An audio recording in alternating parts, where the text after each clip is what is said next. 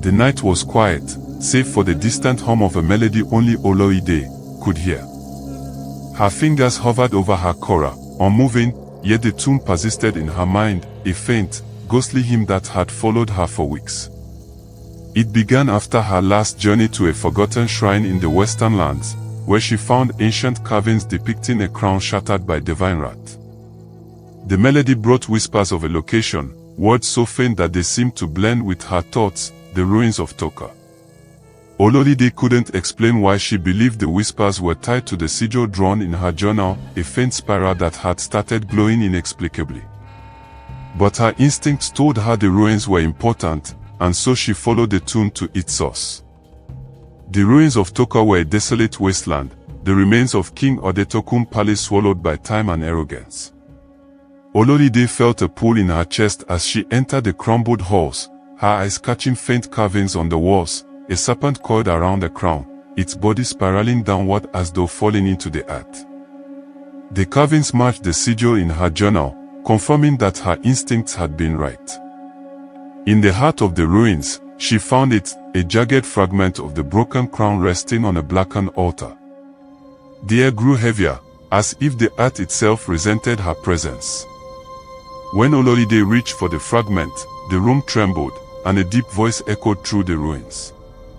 "You disturbed the curse, mortal," the voice hissed, as the specter of King Odetokun emerged from the shadows. His form was regal yet broken, the shards of the crown floating around him like cursed stars. "Do you seek my ruin? Or have you come to suffer your own?"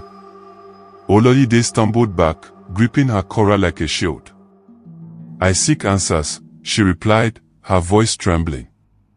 "The serpent, the sigil, what do they mean?" The specter's eyes burned with fury as he advanced. The seals were meant to hold back the serpent's hunger, but pride shattered them. "Mine was the first to fall." His voice grew louder, the shadows twisting into serpent-like shapes. The spectral king lashed out with tendrils of golden light, forcing Olaide to play her kora in defense. Each note formed a shield of sound, blocking the spectral attacks. The carvings on the walls began to glow faintly, their symbols pulsing with the rhythm of her music. One carving showed the serpent coiled around a rootless tree, a chilling reminder of something far more ancient than Odetokun's curse. Realizing the crown fragment was amplifying the specter's power, Olaide struck a final, desperate chord, directing the melody toward the altar. The fragment cracked, its glow fading as the specter let out a roar of anguish. With his power severed, the king's form dissolved into ash, leaving the ruins eerily silent. Olaide collapsed beside her kora, her hands trembling from the effort.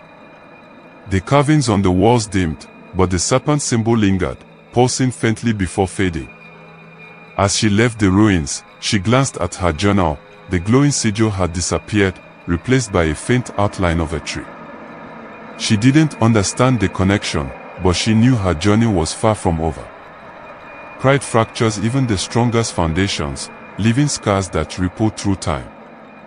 The pursuit of power often awakens forces that should remain undisturbed.